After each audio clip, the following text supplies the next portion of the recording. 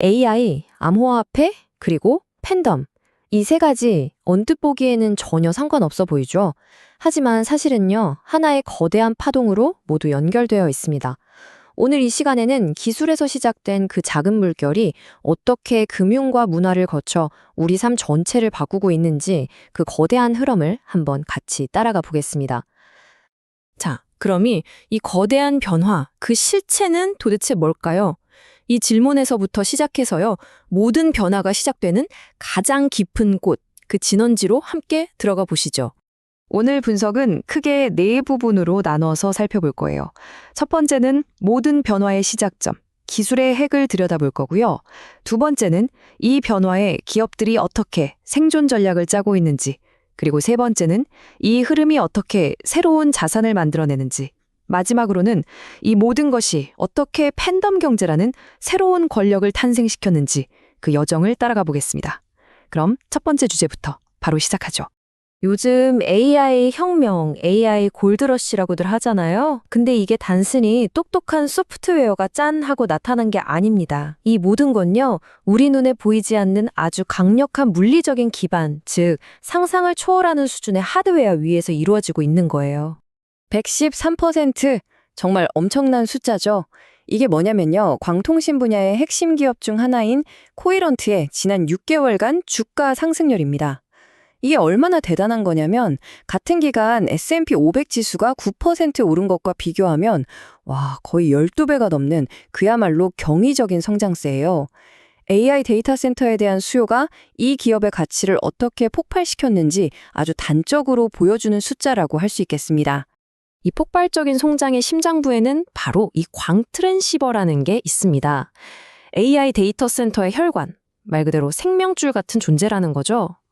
예전 구리선은 데이터를 많이 보내면 뜨거워지고 느려지는 한계가 있었잖아요. 이걸 전기 신호를 아예 빛으로 바꿔서 말 그대로 빛의 속도로 데이터를 쏘는 겁니다. 어마어마한 데이터를 먹고 배우는 AI에게는 이 기술이 없으면 그야말로 숨이 턱 막히는 병몽 현상을 해결해줄 유일한 돌파구인 셈이죠. 그리고 AI 기술 전쟁의 무대가 이제는 GPU의 계산 속도 경쟁을 넘어서 메모리 쪽으로 옮겨가고 있어요. 지금까지는 지금 당장 필요한 계산을 빠르게 처리하는 한메모리, 그러니까 속도가 생명인 HBM이 시장의 주인공이었죠. 그런데 이제는 AI가 과거의 방대한 데이터를 잊지 않고 저장해뒀다가 꺼냈어야 하잖아요. 그래서 용량을 중심으로 하는 콜드 메모리, 바로 HBF가 새로운 대안으로 떠오르고 있는 겁니다.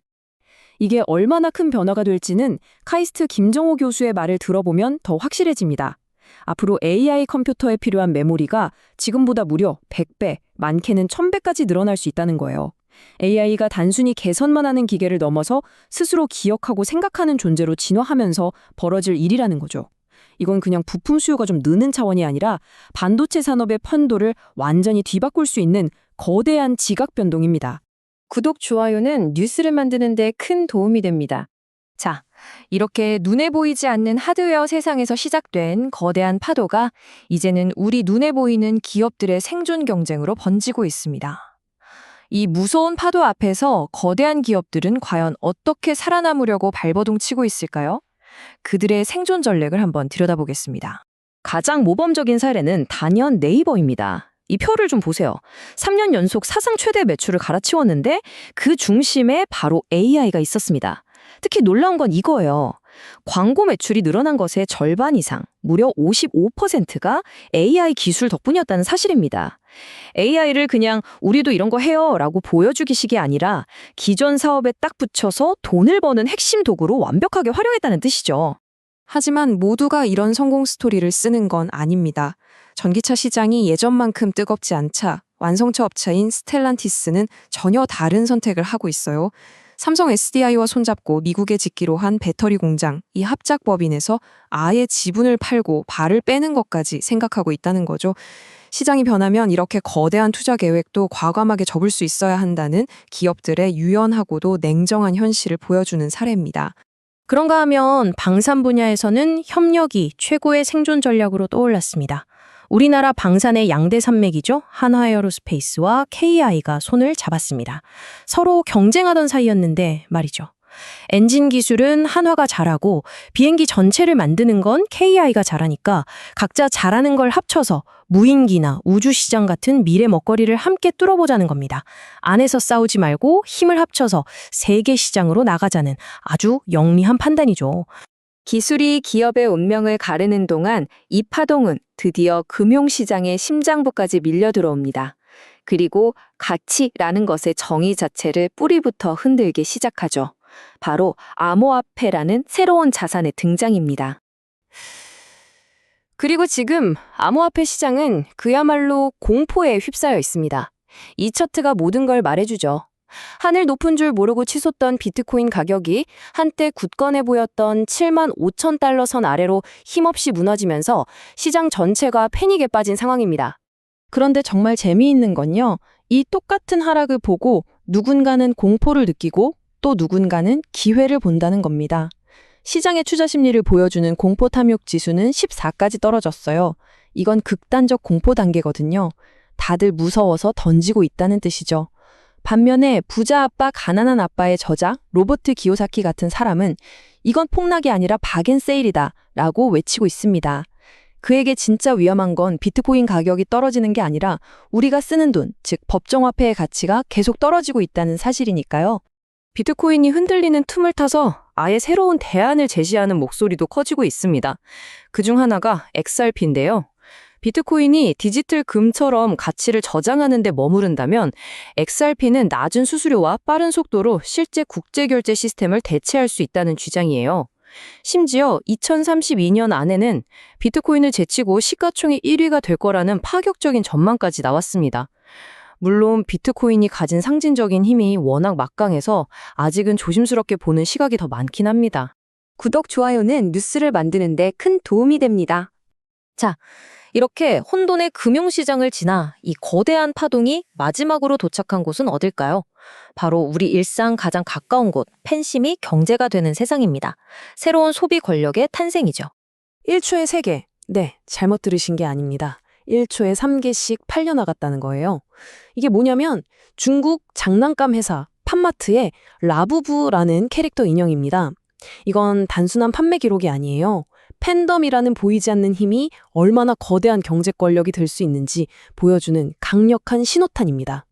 이 라부부 인형은 이제 하나의 문화현상, 신드롬이 됐습니다. 누적 판매량이 1억 개를 넘었고 올해 상반기에만 매출이 2조 7천억 원이 넘어요. 근데 이 신드롬 뒤에 아주 흥미로운 이야기가 있습니다. 바로 K-팝 스타들의 영향력이죠. 블랙핑크의 리사 씨와 로제 씨가 이 인형을 가방에 달고 다니는 모습이 포착되자 전 세계 팬들이 폭발적으로 반응하기 시작한 겁니다. 팬덤의 힘을 얻고 이제는 전 세계에 700개가 넘는 매장을 둔 글로벌 IP로 성장한 거죠. 이런 팬덤의 힘을 그냥 두지 않고 아예 하나의 거대한 산업으로 만들어낸 곳이 있죠. 바로 하이브의 위버스입니다. 위버스의 전략은 아주 체계적이에요. 먼저 BTS 멤버들이 군대에서 돌아오는 것처럼 아티스트의 귀환이라는 이벤트로 흩어져 있던 팬들을 다시 모읍니다. 그리고 플랫폼 안에서 계속 소통하게 만들어서 월간 활성 사용자 수를 1200만 명까지 끌어올리죠. 마지막 단계가 중요해요. 이들을 단순히 앨범이나 굿즈를 사는 소비자를 넘어 문화를 만들고 주도하는 슈퍼팬으로 진화시키는 겁니다. 이게 바로 팬덤 경제의 핵심이죠. 자, 오늘 우리가 함께 따라온 이 거대한 파동을 한번 정리해볼까요? 모든 것의 시작은 AI를 움직이는 보이지 않는 하드웨어, 광통신과 메모리였습니다. 이 기술의 물결은 기업들에게 생존이냐 도태냐를 가르는 시험대가 됐고요. 그 파장은 금융시장으로 번져 암호화폐라는 새로운 자산의 시대를 열었습니다. 그리고 마침내 이 모든 에너지는 개개인의 팬심과 만나 이제는 그 누구도 무시할 수 없는 거대한 경제 권력을 만들어냈습니다. 그렇다면 이제 마지막 질문이 남습니다. 기술에서 시작해 문화로 번지는 이 거대한 변화의 파도 위에서 과연 다음 10년의 주인공은 누가 될까요? 그리고 어쩌면 더 중요한 질문은 이것일 겁니다. 여러분은 이 거대한 파도 위에서 지금 어디에 서 계신가요?